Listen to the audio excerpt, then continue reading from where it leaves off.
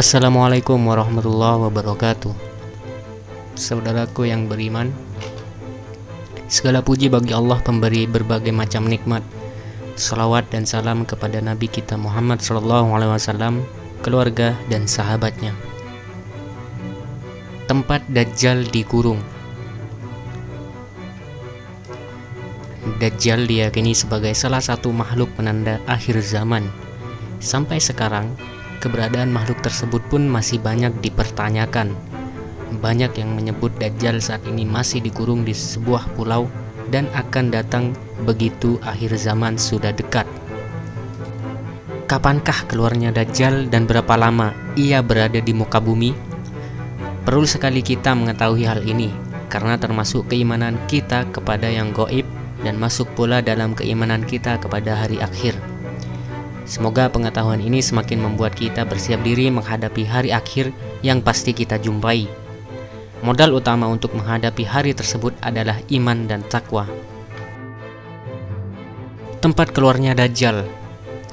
Dajjal akan muncul dari arah timur, dari negeri Persia, disebut Khurasan. Dari Abu Bakar As-Siddiq, Nabi SAW bersabda, Dajjal itu keluar dari bumi sebelah timur, yang disebut Khurasan.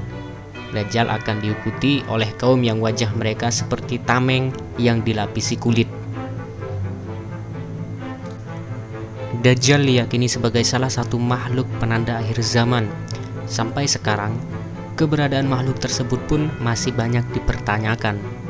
Banyak yang menyebut Dajjal saat ini masih dikurung di sebuah pulau dan akan datang begitu akhir zaman sudah dekat. Namun, kemunculan Dajjal baru terlihat jelas ketika ia sampai di suatu tempat antara Irak dan Syam. Dalam hadis An-Nawas bin Sam'an yang marfu sampai pada Nabi SAW disebutkan, Dajjal itu keluar di antara Syam dan Irak. Dia lantas merusak kanan dan kiri. Wahai para hamba Allah, tetap teguhlah. Dajjal akan keluar dari Yahudiyah Asbahan dan 70.000 orang Yahudi akan menjadi pengikutnya. Dari Anas bin Malik, Rasulullah SAW bersabda, Dajjal akan keluar dari Yahudiyah Asbahan dan 70.000 orang Yahudi yang memakai mahkota akan jadi pengikutnya. Ibnu Katsir berkata bahwa munculnya Dajjal adalah dari Asbahan, dari daerah yang disebut Yahudiyah. Dajjal tidak akan masuk Mekah dan Madinah. Dajjal akan muncul dari Asbahan dan akan menelusuri muka bumi. Tak ada satu negeri pun melainkan Dajjal akan mampir di tempat tersebut. Yang dikecualikan di sini adalah Mekah dan Madinah, karena malaikat akan menjaga dua kota tersebut dan Dajjal tidak akan memasuki keduanya hingga akhir zaman. Dalam hadis Fatimah bin Qais radhiyallahu anh disebutkan bahwa Dajjal mengatakan, Aku akan keluar dan menelusuri muka bumi. Tidaklah aku membiarkan suatu daerah kecuali pasti aku singgahi dalam masa 40 malam selain Mekah dan Thaibah, Madinah Nabawiyah. Kedua kota tersebut diharamkan bagiku. Tatkala aku ingin memasuki salah satu dari dua kota tersebut, malaikat menemuiku dan menghadangku dengan pedangnya yang mengkilap, dan di setiap jalan bukit ada malaikat yang menjaganya.